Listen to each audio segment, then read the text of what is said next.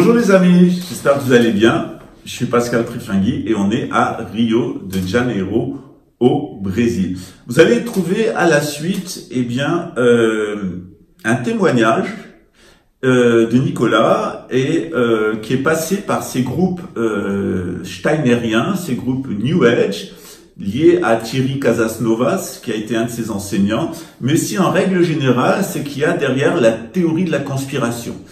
Alors vous le savez, sur notre projet, on a eu quelqu'un qui a essayé d'abord de prendre le contrôle du projet. Lorsque ça n'a pas marché, de le dynamiter. Après n'être pas arrivé à le dynamiter complètement, on est rentré dans une tentative d'assassinat et ensuite dans une cabale judiciaire et médiatique avec de fausses accusations. Sauf que à vouloir en faire trop, quelquefois c'est un peu trop. Et lorsqu'on enquête sur la famille de ce monsieur en Pologne, on a des découvertes qui sont assez intéressantes et qui ne correspondent pas à ce qu'il dit. On a aussi le lieu de naissance qui est assez intéressant. Puis il y a d'autres éléments. Je passe d'ailleurs sur ce que vous allez entendre à la suite et vous allez mieux comprendre l'idéologie steinérienne. J'ai fait une première vidéo où je vous ai expliqué le contexte de l'éco-village. Ensuite, vous avez vu le contexte des accusations, c'est-à-dire l'envers du décor, c'est-à-dire ce qu'ils ont réellement fait. Ensuite, l'idéologie qu'il y a derrière et pourquoi ils sont allés chez Jabba. Ce sont tous des steinériens, c'est-à-dire que l'épouse du militaire a un frère et ce frère est steinérien et pratique la médecine anthroposophique dans le cadre de ses activités de vétérinaire. Donc on est exactement dans le fascisme écologiste naturaliste qui s'oppose au fascisme écologiste industriel, celui du transhumanisme, mais de façon assez illusoire parce qu'en réalité c'est le même groupe et on s'aperçoit que les gens passent de l'un à l'autre et vous allez voir à la suite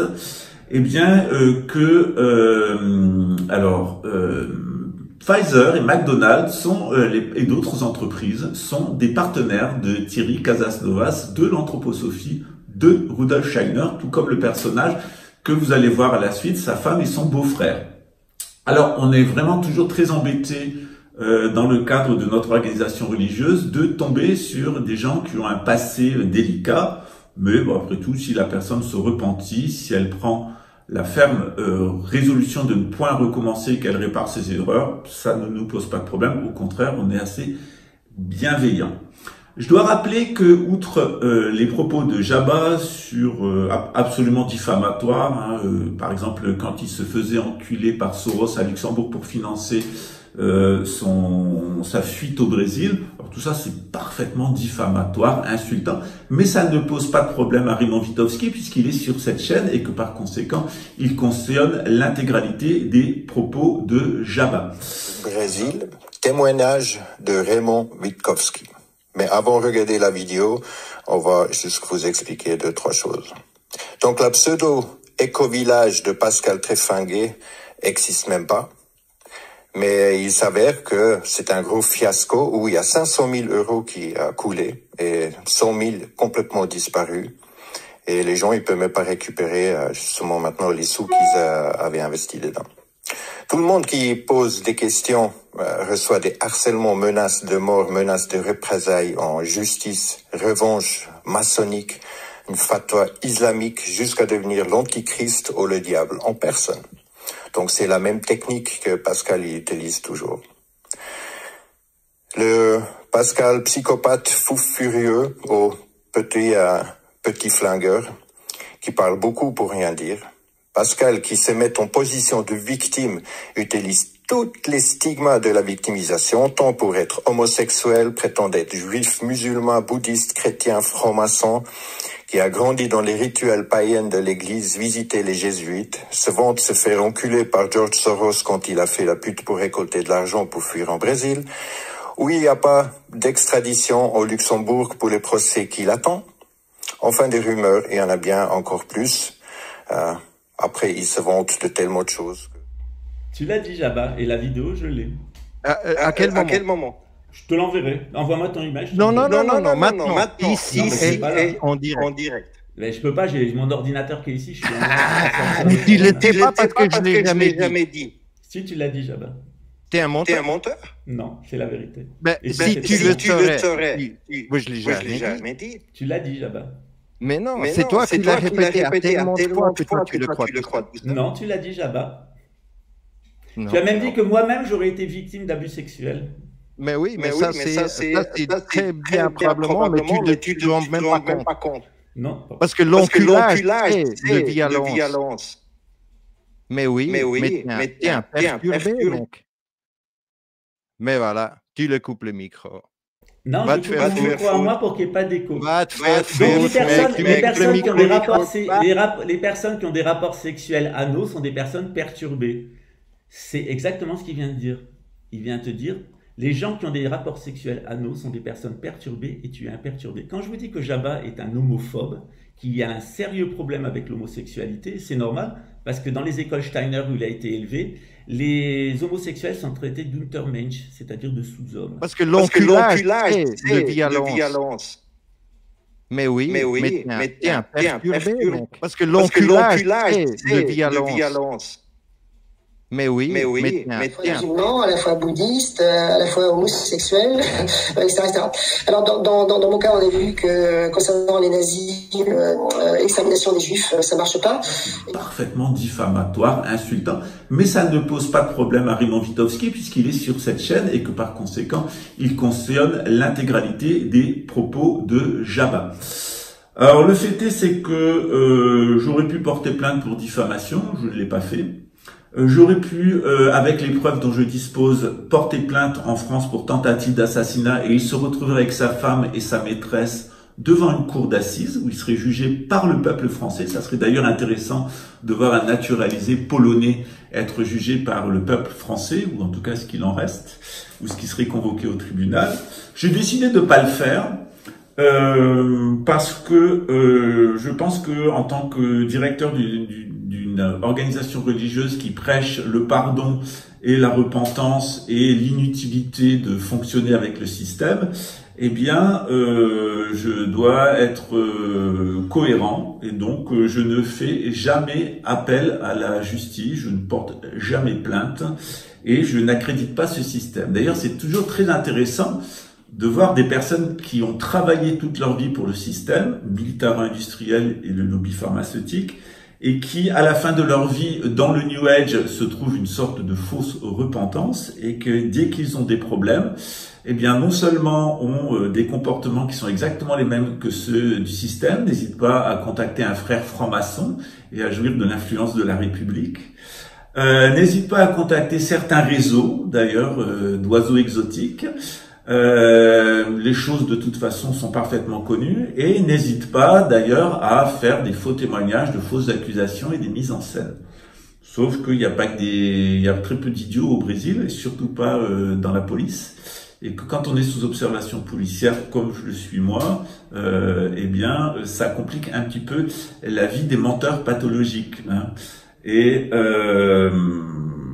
donc Jabba nous dit ce qu'il pense de l'homosexualité, il vous dit différents propos sur moi, il rapporte un certain nombre de propos, sauf que lorsqu'on enquête sur la famille Witowski et ses activités en Pologne, avant la guerre, après la guerre et pendant l'ère soviétique, on tombe sur d'autres informations qui ne correspondent pas.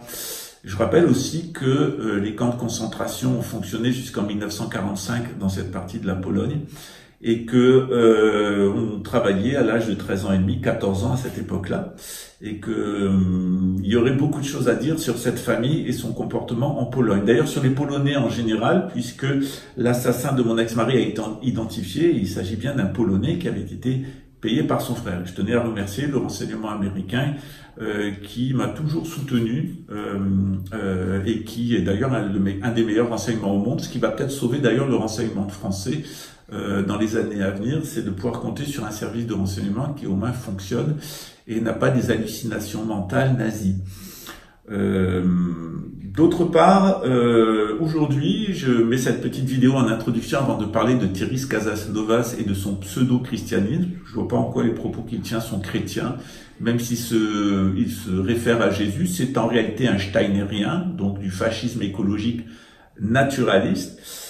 Et j'ai eu l'occasion de vous rappeler plusieurs fois comment ça fonctionne le droit du sang et le droit du sol. Alors, être juif, c'est pas lié à la race, Raymond Witowski. Ça se transmet pas par les femmes. Le judaïsme, c'est une religion. Et qu'il y a une règle dans le judaïsme, c'est que n'importe qui peut se convertir au judaïsme, mais que quand on a une mère juive, eh bien, la transmission chez les nomades se faisant par le sang, eh bien, ça donne des facilités. Mais c'est pas parce qu'on a une mère juive qu'on est juif. Être juif, ce n'est pas une race, c'est une musulman, à la fois bouddhiste, à la fois homosexuel, etc., etc. Alors, dans mon cas, on a vu que concernant les nazis, l'extermination des juifs, ça marche pas. Et il se trouve que mon fils a épousé donc une juive, entre guillemets, et donc j'ai 2 petits-enfants de son côté qui sont juifs, puisque ça la qualité d'être juif passe par la mère. Et donc j'ai dans ma famille proche des juifs, et également dans ma famille j'ai des francs-maçons, donc je suis pas... Être juif, ce n'est pas une race, c'est une religion. C'est la même chose pour les chrétiens. Être chrétien, ce n'est pas une race. Et ça se transmet ni par les hommes, ni par les femmes en particulier. C'est-à-dire que quand on est élevé comme chrétien, eh bien on devient chrétien, et quand on a des parents chrétiens, c'est plus facile. Pareil avec l'islam. Donc on est là dans des a priori raciaux, c'est-à-dire qu'il y aurait une race juive dont la judéité se transmettrait par les femmes. Quand on ne pratique pas le judaïsme, on n'est pas juif. On a eu des ancêtres talmudistes, mais en aucun cas on est juif. D'autre part, en règle générale, sur l'anthroposophie de Rudolf Steiner, il s'agit tout de même d'un des piliers idéologiques de ce qui deviendra le nazisme. Alors c'est vrai qu'à un moment, il y a eu une querelle entre les anthroposophes et les nazis, qui était très simple, tout simplement, c'est que à l'intérieur du nazisme, il y avait plusieurs courants et il y avait plusieurs écoles, et les anthroposophes étaient une des branches qui a amené le nazisme, mais il y en a eu d'autres comme le néo-druidisme auquel appartenait le grand-père de Jabba. Et puis il y a eu la Société théosophique allemande, qui plus tard d'ailleurs est devenue l'anthroposophie de Rudolf Steiner, mais l'anthroposophie allemande. Il y a eu différents groupes à apparence maçonnique, notamment l'Ordo Templo Orientalis. C'était une secte à coloration maçonnique qui en réalité était un groupe de pédocriminels qui célébraient des mariages avec des enfants, qui faisaient des rituels avec des petits garçons.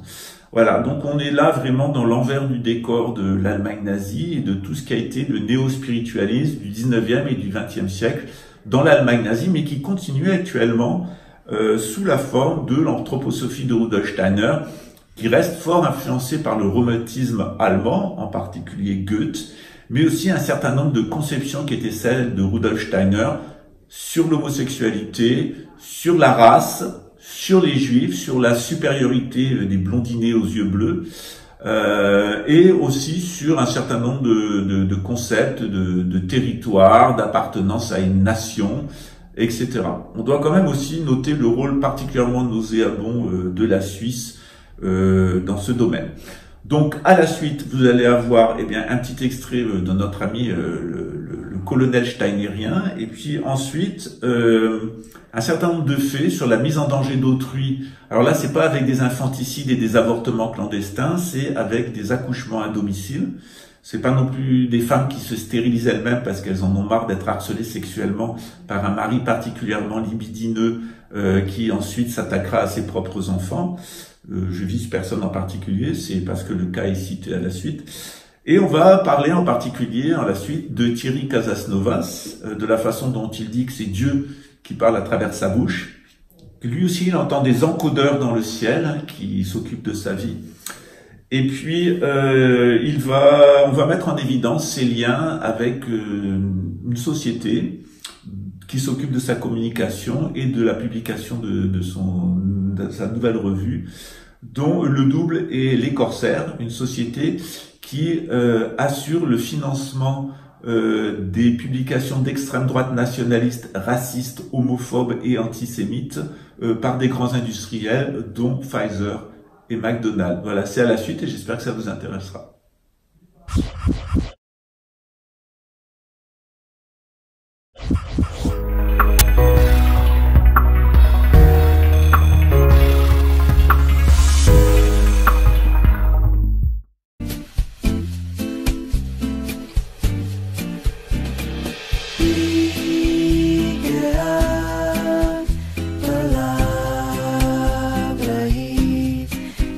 saber o que quero fazer. E errar.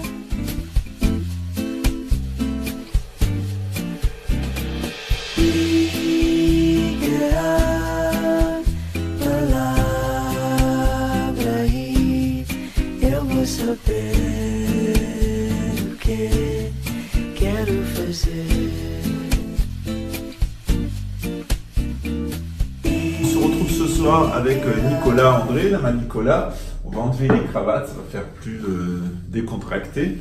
Et pour vous parler de Thierry Casasnovas, parce que c'est un Steinérien, et vous savez que je suis souvent monté au créneau contre Silvano Trotta, contre l'enfumeuse de Tartaweb, contre Léo des décodeurs et bien d'autres, contre Jabulon de Neuchâtel et de Neuchâtel et bien d'autres, parce que je sais que tous sont liés à une secte. Cette secte, c'est l'anthroposophie de Rudolf Steiner, qui est une émanation nazie de la théosophie anglo-saxonne. C'est le nouvel ordre mondial version naturaliste, c'est-à-dire version Hitler, qui est que la version germanique du nouvel ordre mondial, version anglo-saxonne, ou plutôt même des Allemands du monde anglo-saxon qui ont envahi à une certaine époque, avec la famille d'Orange, la Grande-Bretagne, et puis ensuite qui ont pris le contrôle des États-Unis.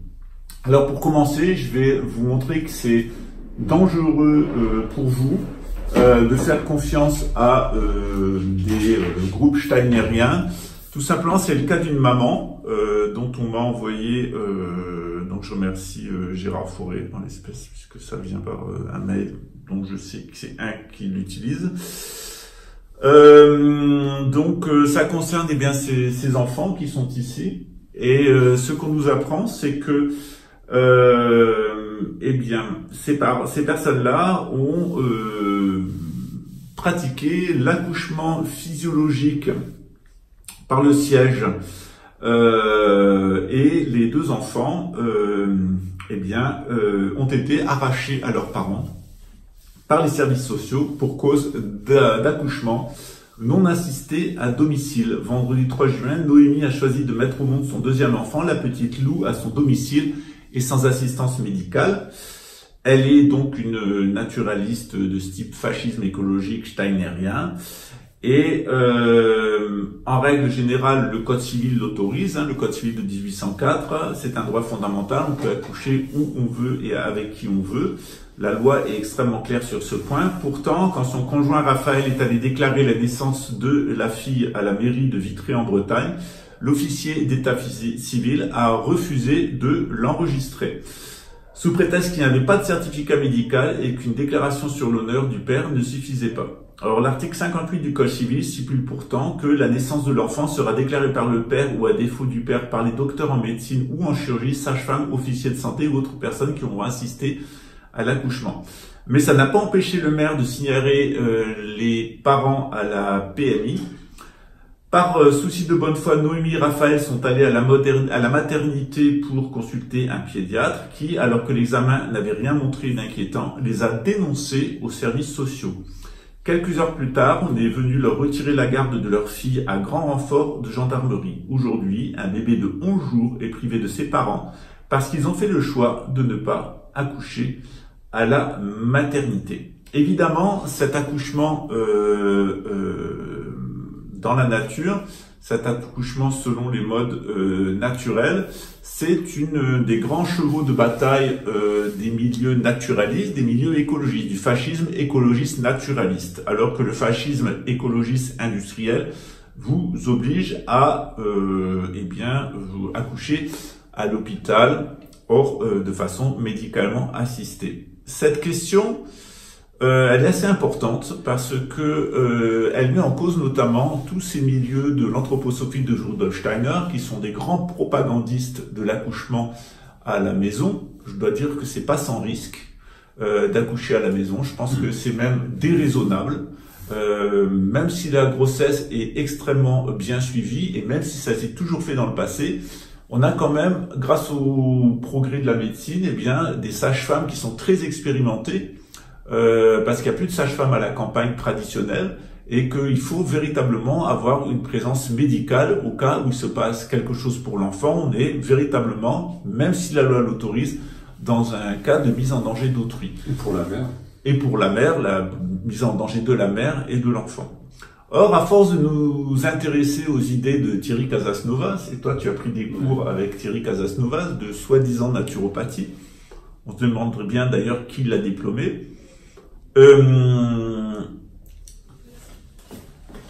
on est dans un système qui est un petit peu intéressant, et je suis tombé sur un article qu'on m'a indiqué, qui vient d'un site internet qui s'appelle L'Extracteur, qui est intitulé Casasnovas, Pfizer, McDonald's et Bolloré, qui se cache derrière le magazine RGNR, Régénéré, et donc derrière Thierry Casasnovas. Alors je dois dire que je ne suis pas contre ce que fait Thierry Casasnovas, puisqu'il récupère un certain nombre de pratiques hygiénistes, notamment dans la méthode Kousmine ou dans d'autres méthodes de santé naturelle, qui sont des vieilles méthodes qui ont toujours été utilisées par les milieux végétariens ou les milieux dans les campagnes. Donc je n'ai rien contre ces techniques. Ce qui me gêne, c'est ce qu'il y a derrière.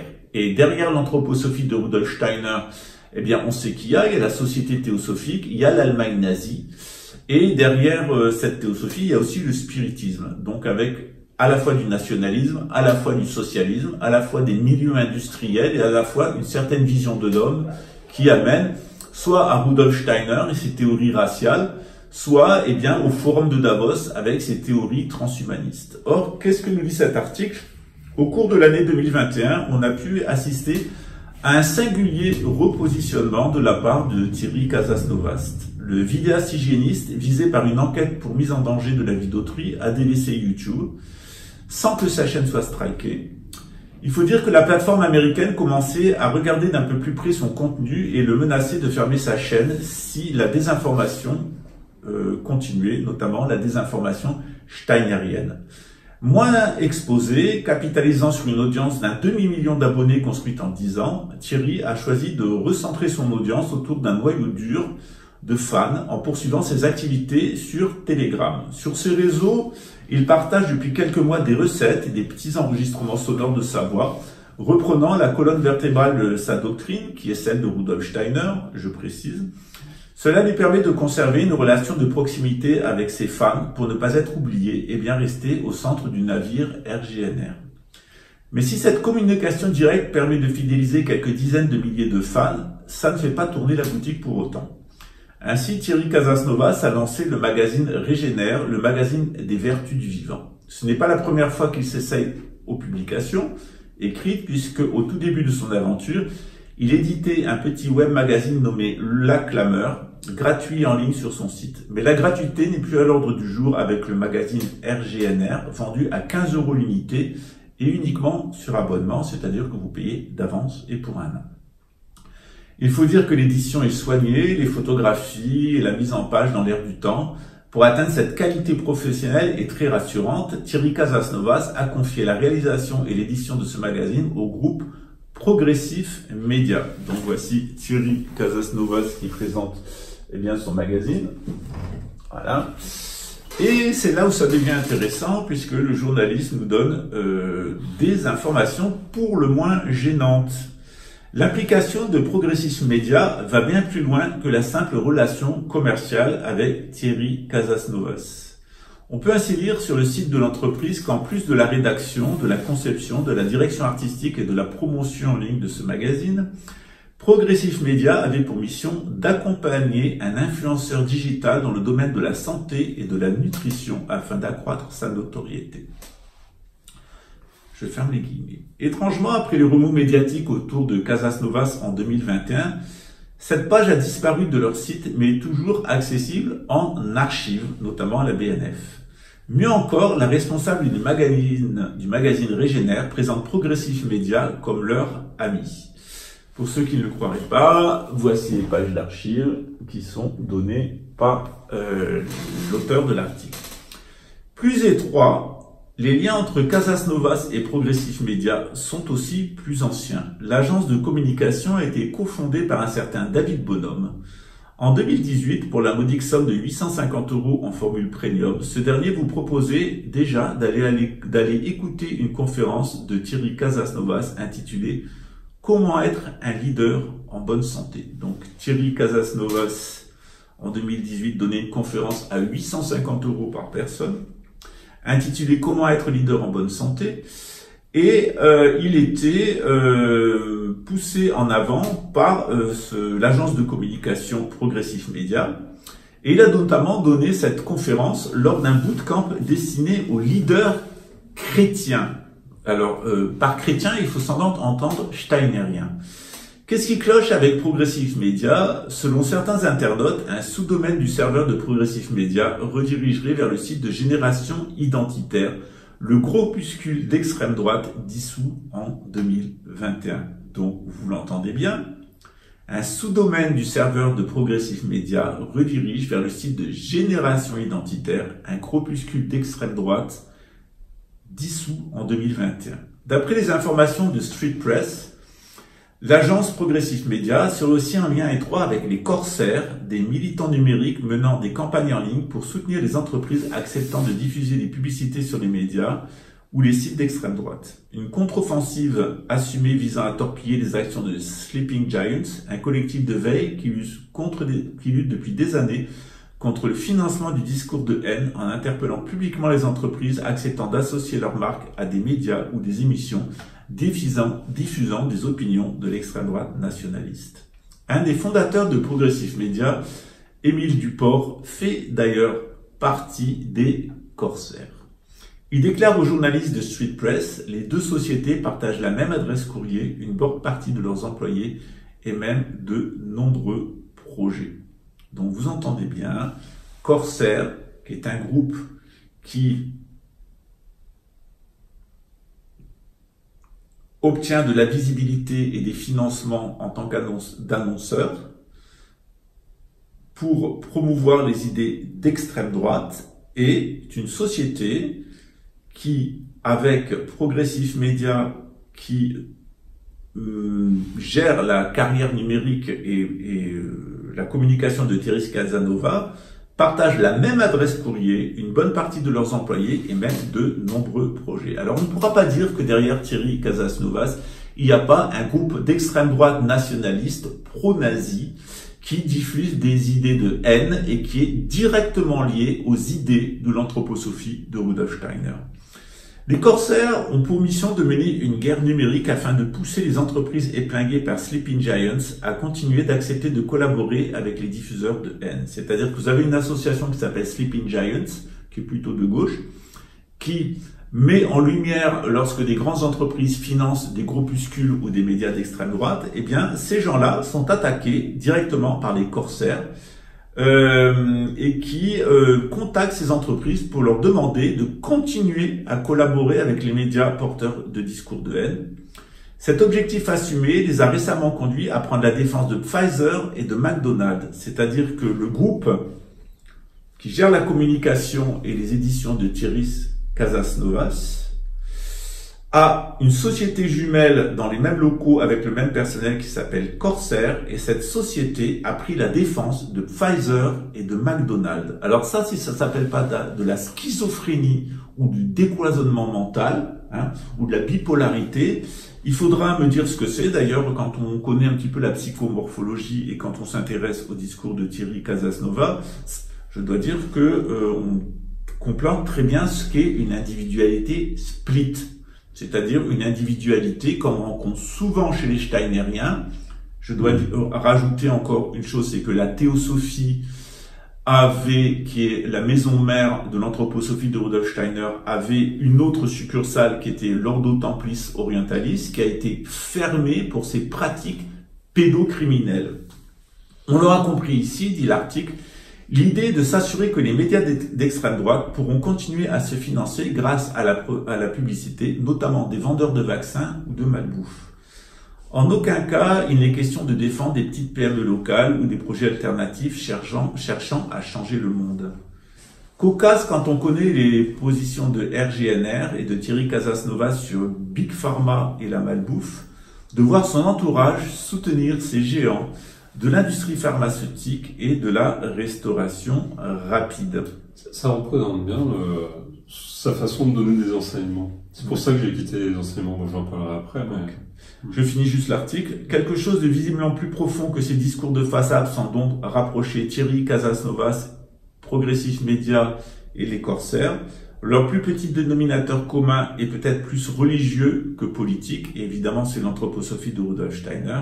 L'agence de communication assume pleinement sa mission religieuse, partenaire des leaders chrétiens, et à l'initiative du week-end pour les talents qui codent pour Dieu. Ce qui n'est pas sans rappeler les propos de Thierry Casasnovas qui affirmait que Dieu parlait par sa bouche pendant l'enregistrement de ces vidéos. Or, j'ai pu vous démontrer que derrière l'anthroposophie de Rudolf Steiner se cachaient 3 entités. Une entité à proprement démoniaque qu'ils appellent Ahriman, bien entendu, ce qui est visé c'est Harry d'Angleterre et puis leurs concurrents, les écologistes fascistes industriels. De l'autre côté, il y a Lucifer, le porteur de lumière, et le dieu secret, le dieu unique de Rudolf Steiner n'est autre que Jabulon, c'est-à-dire un des personnages du satanisme à forme franc-maçonnique, qui est représenté par une chatte noire, c'est-à-dire une ogresse, une sorcière, un dieu barbu avec un œil au-dessus de la tête et une grenouille, qui représente d'ailleurs l'argent. Donc on a les 3 modes d'emprise de Satan sur le monde. Donc Ahriman, la chatte noire, l'avorteuse, d'où à contrario la nécessité de faire des accouchements le plus naturel possible, car dit Rudolf Steiner, ça permet à des entités de la nature de rentrer en contact avec les êtres humains et de pouvoir orienter leur conscience. Et d'autre part, de l'autre côté, la grenouille et l'argent, entre les deux étant le dieu du satanisme à forme maçonnique, Jabulon, ou Jabba Babylone, si vous préférez. Et on est encore là dans le milieu steinérien. Et il faudra pas vous étonner si un pédocriminel de l'armée française, avec sa femme infanticide et avorteuse, est allé faire le show justement à Babylone Decoded. Voilà, donc je le rappelle, Thierry Casasnovas, et je vais vous montrer l'article, c'est dans septicon.fr, qui recense les propos un peu curieux, et qui a consacré une vidéo qui s'appelle « Les déviants », Thierry Casasnovas, le syndrome Jésus, et qui a recensé toutes les fois où Thierry Casasnovas se dit que c'est Dieu qui parle par sa bouche, qu'il est l'envoyé de l'ange de lumière, voilà, et j'en passe des autres, il y en a, vous en avez à peu près 30 minutes, et je vous invite à le voir sur septicon.fr, je vous mettrai la référence en dessous, et ça s'appelle « Les déviants ». Et c'est une vidéo consacrée à Thierry Casasnovas. Émile Duport, donc de cette fameuse société qui gère la carrière numérique et d'édition de Thierry Casasnovas, était porte-parole de la Marche pour la vie et des survivants de mouvements anti-IVG. À l'époque, il avait été invité sur CNews, il affirmait que l'avortement n'était pas un droit, mais qu'on avortait parce qu'on n'avait pas les ressources spirituelles et psychologiques d'affronter la dureté de la vie. Je dois dire que moi-même, je suis contre l'avortement. Je pense qu'il y a plein d'enfants qui pourraient être adoptés. Ça pourrait être fait dans des conditions dignes.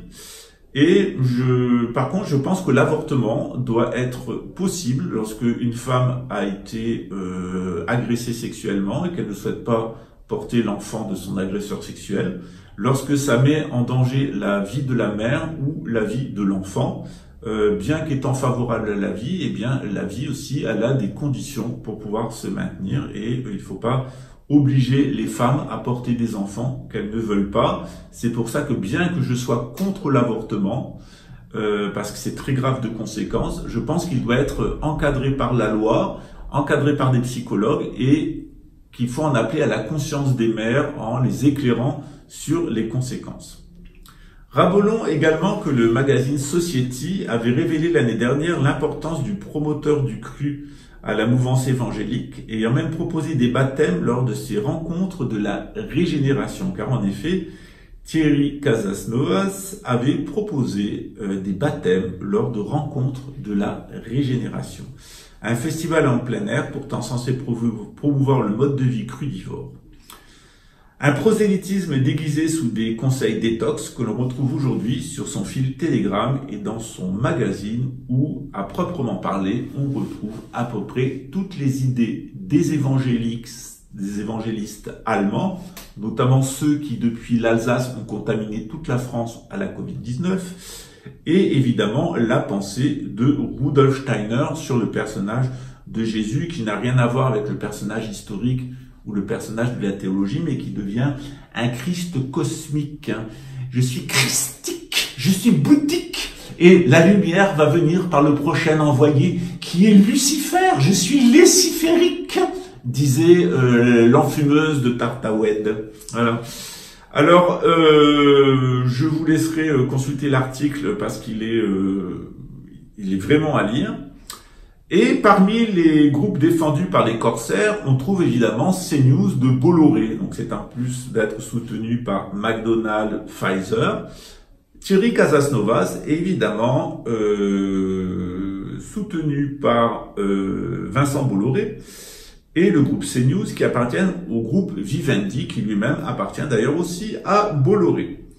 L'empereur des médias, le fossoyeur des guignols de l'info et de l'information sur Canal+, ce très fervent catholique, mais que l'on dit aussi steinérien, est aujourd'hui un soutien à peine dissimulé à Éric Zemmour, ayant fait de ces chaînes un tremplin pour le candidat d'extrême droite à la présidentielle. L'auteur envoie d'ailleurs à un documentaire qui s'appelle Vincent Bolloré, un ami qui vous veut du bien, qui a reçu le prix Albert Londres en 2017 et qui dénonce les méthodes de l'industriel, qui est d'ailleurs un ami personnel d'Emmanuel Macron, qui a particulièrement favorisé son élection, notamment en propulsant Éric Zemmour candidat à la présidentielle, ce qui a fait que la droite républicaine s'est pris une raclée comme elle l'a jamais connu. Ça s'appelle du siphonnage électoral. Et évidemment, la candidature d'Éric Zemmour avait précédé un entretien entre lui et Emmanuel Macron à l'Élysée. Alors résumons-nous. Le magazine de Thierry Casasnovas chante de la bienveillance et de l'amour de son prochain, avec des baptêmes, avec un écologisme naturaliste, pourfendeur du système médiatique qui soi-disant le harcèle, des fast-foods et des produits pharmaceutiques, est conçu, donc le magazine de Thierry est conçu par des amis qui prennent la défense des géants mondiaux de ces secteurs, s'opposant à la lutte contre les discours racistes et haineux et travaillant pour une entreprise appartenant désormais au magnat des affaires Vincent Bolloré. Donc il n'est pas certain que ces informations plaisent à tout le monde, et comme je serai accusé de plagiat, puisque l'article on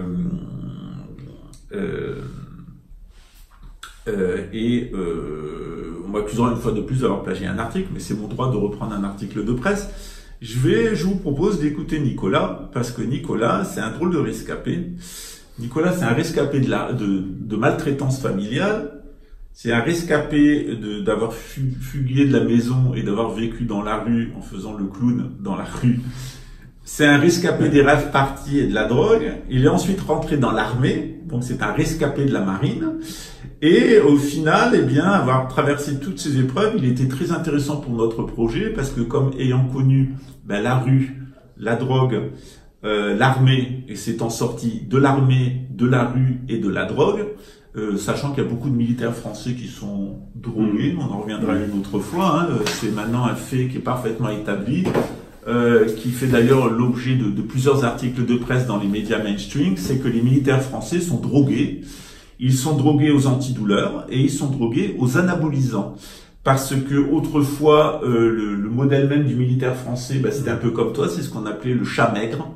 C'était un homme qui pouvait porter une certaine charge, mais qui allait à la chasse en réalité, qui était agile. C'était le profil du militaire français qui avait fait le succès de l'armée française, notamment dans la coloniale. Sauf que, à force d'être en contact aux côtés des Américains, eh bien, c'est le modèle américain qui s'est imposé, donc des hommes massifs, musclés. Les militaires français ont commencé à se gaver de testostérone, d'anabolisants et d'antidouleurs, à tel point qu'il y a 2 ans, j'avais mis en évidence un article qui montrait que 65% des militaires français étaient des drogués,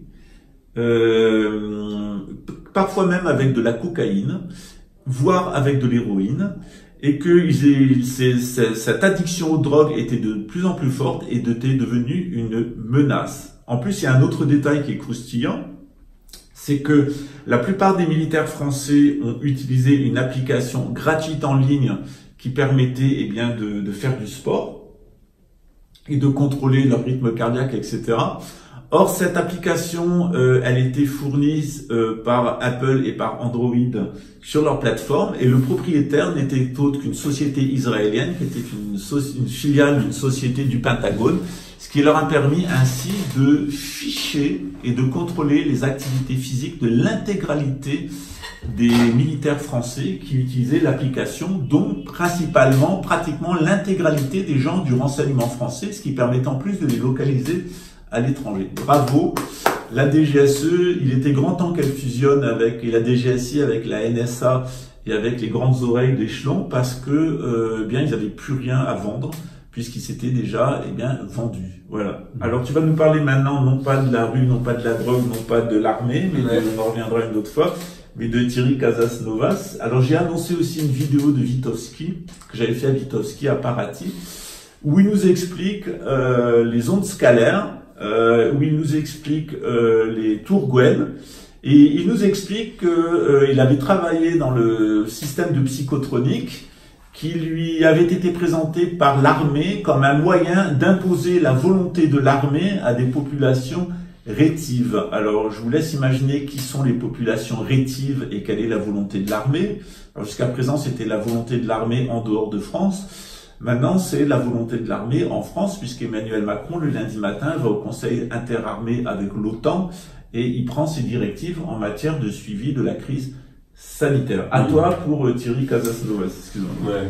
Alors Thierry, pourquoi j'ai été prendre les enseignements de l'hygiénisme de Thierry, hein, ça se fait à distance, j'étais pas forcément à un stage en présentiel. C'est que c'était à peu près en 2010, j'ai fait le choix de faire une ascension très forte dans le chemin de l'hindouisme.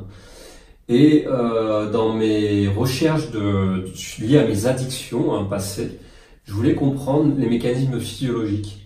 Et j'ai trouvé que ces explications sur YouTube, sur Internet, étaient très claires, hein, avec les vidéos conseils qui donnaient sur comment faire des jus et se nettoyer, se purifier son corps avec ces jus. Moi, je l'ai regardé et ça m'a rappelé beaucoup les cours que j'avais eus avec le docteur Kousmine. Ouais. Dr. Kousmine.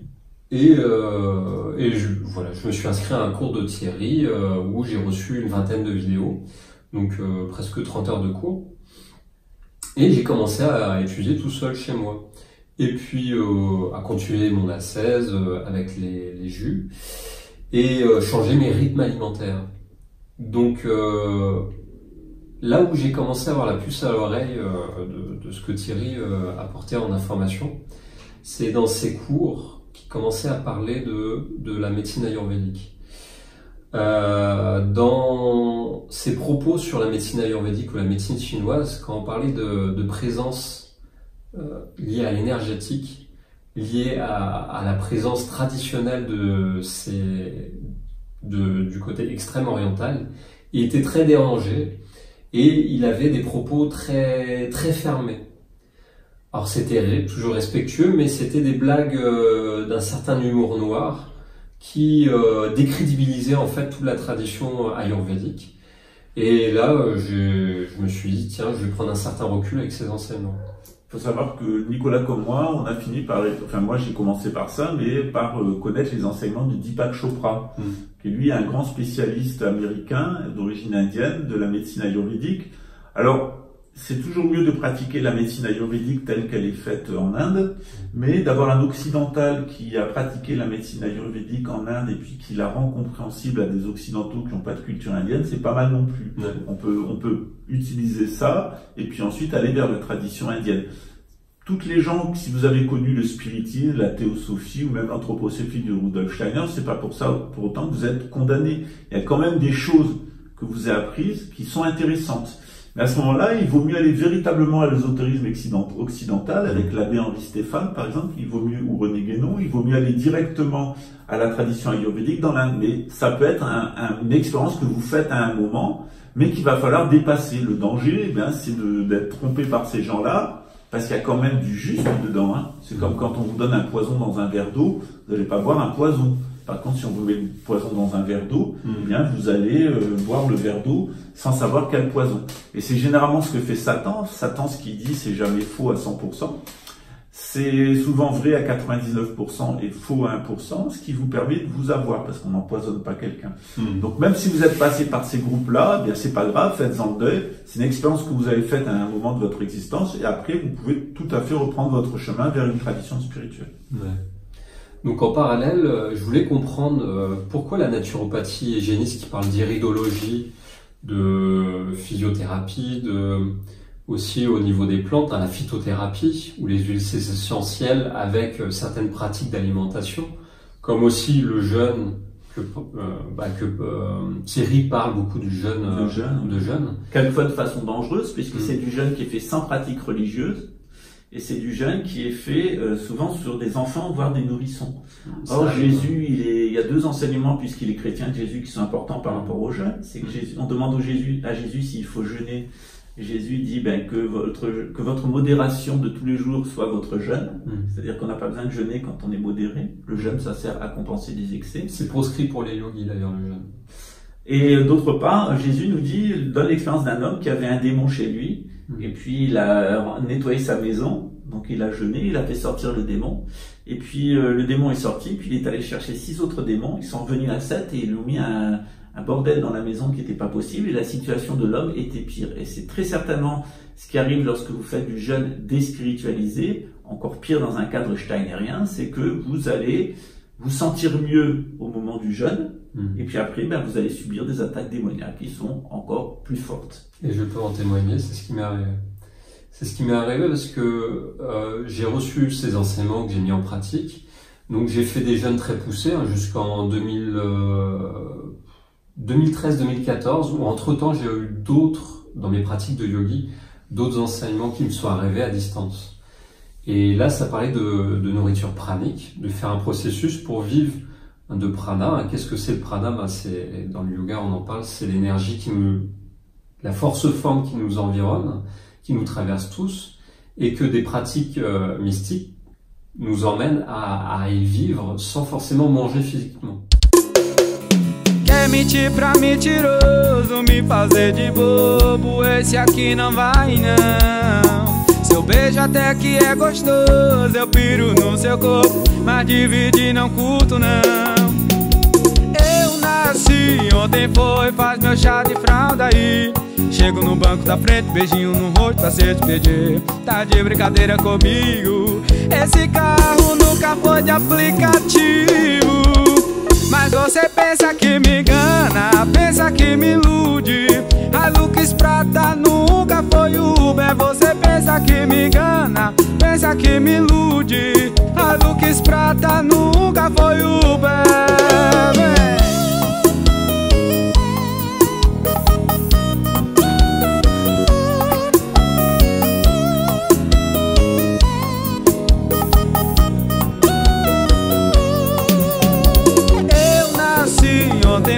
Faz meu chá de fralda aí.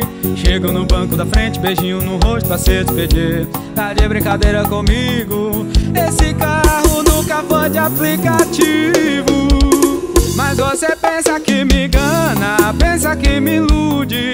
A Lux Prata nunca foi Uber. Você pensa que me engana, pensa que me ilude. A Lux Prata nunca foi Uber. Você pensa que me engana, pensa que me ilude. A Lux Prata nunca foi Uber. Você pensa que me engana, pensa que me ilude.